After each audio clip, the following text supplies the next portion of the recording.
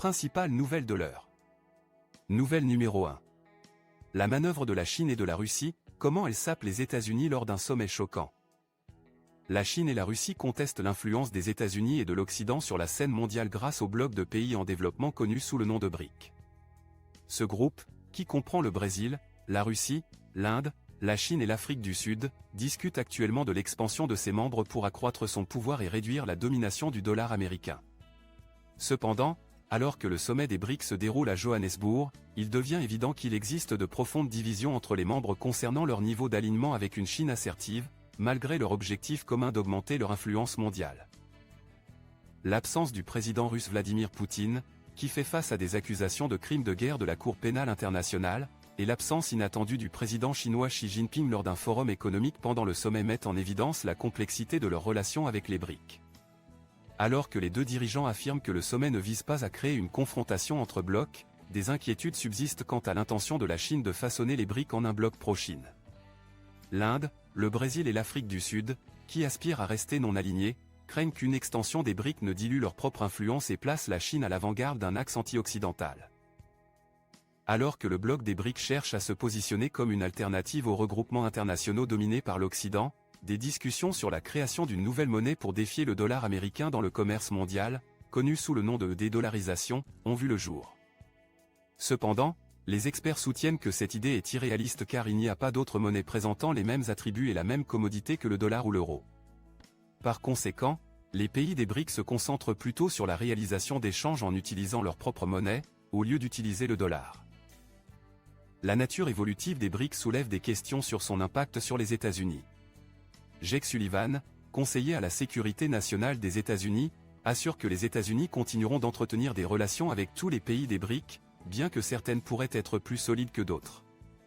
Il insiste sur le fait que les États-Unis ne considèrent pas les BRIC comme des rivaux géopolitiques, mais plutôt comme une collection diversifiée de pays.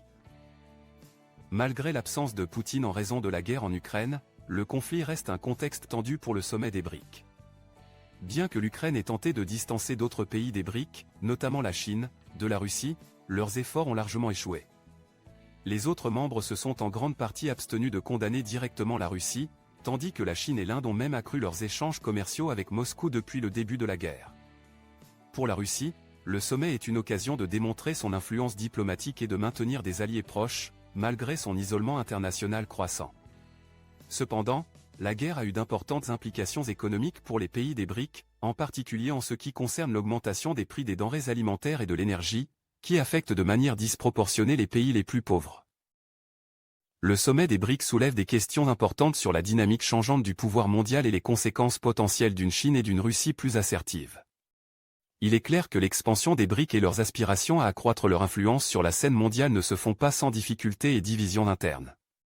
En tant que spectateur, il est intéressant de réfléchir aux implications de la croissance des BRIC et au potentiel de structures de pouvoir alternatives dans la gouvernance mondiale.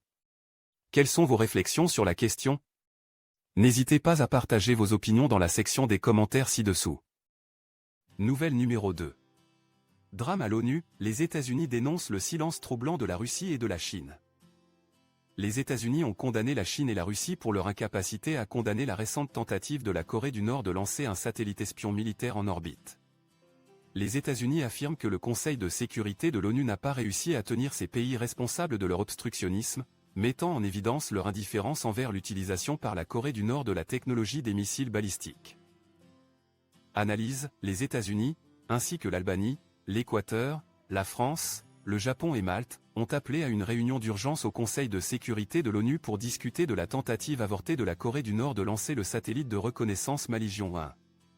L'ambassadrice américaine Linda Thomas-Greenfield a critiqué la Chine et la Russie pour leur manque de condamnation, soulignant que leur inaction compromet les efforts visant à résoudre le problème de la Corée du Nord et de ses armes nucléaires. On craint que la fusée Kolyma 1 utilisée lors de ce lancement infructueux ne soit équipée d'un moteur de missile balistique, ce qui violerait les sanctions du Conseil de sécurité de l'ONU sur l'utilisation de cette technologie par la Corée du Nord. Le représentant de la Corée du Nord à l'ONU, Kim Song, a défendu le lancement du satellite comme un droit de légitime défense du pays. Il a accusé les États-Unis et la Corée du Sud d'aggraver les tensions dans la péninsule coréenne, en faisant d'elle une zone de conflit à grande échelle potentielle. La présence de Kim lors de cette réunion marquait la deuxième fois cette année que la Corée du Nord participait à une session du Conseil de sécurité de l'ONU, ce qui témoigne de la gravité de la situation. L'ambassadeur russe Vassili Nebenzia a détourné l'attention des actions de la Corée du Nord en accusant les États-Unis et leurs alliés d'aggraver les tensions dans la région. L'ambassadeur chinois Zheng Xuang a repris les revendications de la Corée du Nord, critiquant les États-Unis pour leur politique hostile envers Pyongyang et citant le déploiement de sous-marins nucléaires en Corée du Sud en juillet. Cependant, la majorité des membres du Conseil se sont opposés au lancement du satellite nord-coréen. Anthony Rina, un expert du groupe de recherche Sino-NK, suggère que le refus de la Chine et de la Russie de condamner les actions de la Corée du Nord résulte de leur alliance de longue date avec ce pays. Les deux pays ont systématiquement opposé leur veto à des propositions de nouvelles sanctions suite au lancement de missiles de la Corée du Nord. Rina affirme que la Chine et la Russie utilisent cette approche comme levier contre les États-Unis au lieu de plaider en faveur d'un arrêt des lancements de missiles en échange de réduction des exercices militaires conjoints entre les États-Unis et la Corée du Sud. Conclusion, l'incapacité de la Chine et de la Russie à condamner le lancement du satellite par la Corée du Nord suscite des inquiétudes quant à leur engagement envers la lutte contre la prolifération nucléaire et la stabilité régionale. Cela met également en évidence le schéma récurrent de ces pays pour protéger la Corée du Nord de conséquences importantes. La communauté internationale doit réfléchir aux implications de l'inaction et envisager des stratégies alternatives pour résoudre le programme de missiles de la Corée du Nord. Qu'en pensez-vous de la réponse de la Chine et de la Russie au lancement du satellite nord-coréen? Pensez-vous que le refus de condamner ces actions compromet les efforts de dénucléarisation et de stabilité régionale? Partagez vos opinions dans les commentaires ci-dessous. Actualité numéro 3. Sommes-nous trop sévères? Le débat controversé sur le fait d'étiqueter la Russie, la Chine et la Corée du Nord. Les récentes directives émises par le Foreign Office britannique, enjoignant aux fonctionnaires gouvernementaux de s'abstenir de qualifier des pays comme la Chine, la Russie et la Corée du Nord d'États hostiles, ont suscité la controverse et la critique. Ce changement de terminologie vise à désigner ces nations comme des acteurs hostiles au lieu de cela, prétendument en alignement avec le langage utilisé par les partenaires mondiaux du Royaume-Uni. Cependant, de nombreux observateurs considèrent ce changement de formulation comme à la fois inadéquat et accommodant envers Pékin, notamment compte tenu du passif de ces pays en termes de menaces et d'actions hostiles. Les détracteurs soutiennent que les nouvelles directives témoignent d'une réticence à reconnaître la véritable nature de ces nations et les dangers qu'elles représentent pour le Royaume-Uni et ses intérêts.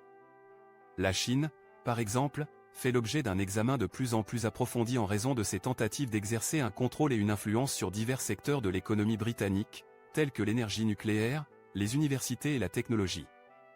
Le comité multipartite du renseignement et de la sécurité a mis en garde contre les risques et les menaces potentielles associées à cette implication, exhortant le gouvernement à agir rapidement pour garantir la sécurité nationale.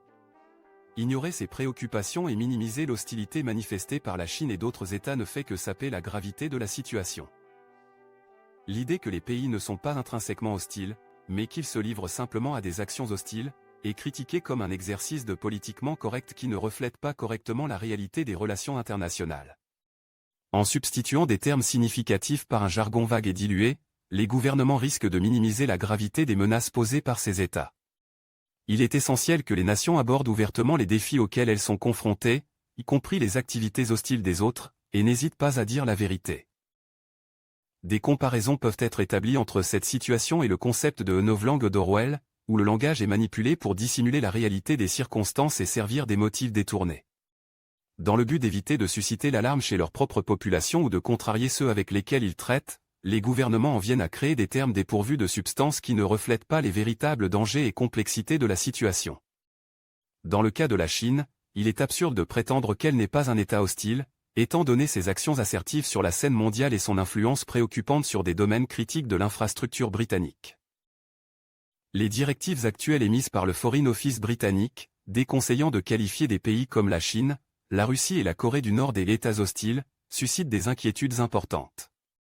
Il est impératif que les gouvernements utilisent un langage précis et responsable lorsqu'ils abordent les relations internationales et les menaces. Ignorer ou minimiser les actions hostiles de ces pays ne fait que diminuer la gravité de la situation et compromettre la sécurité nationale.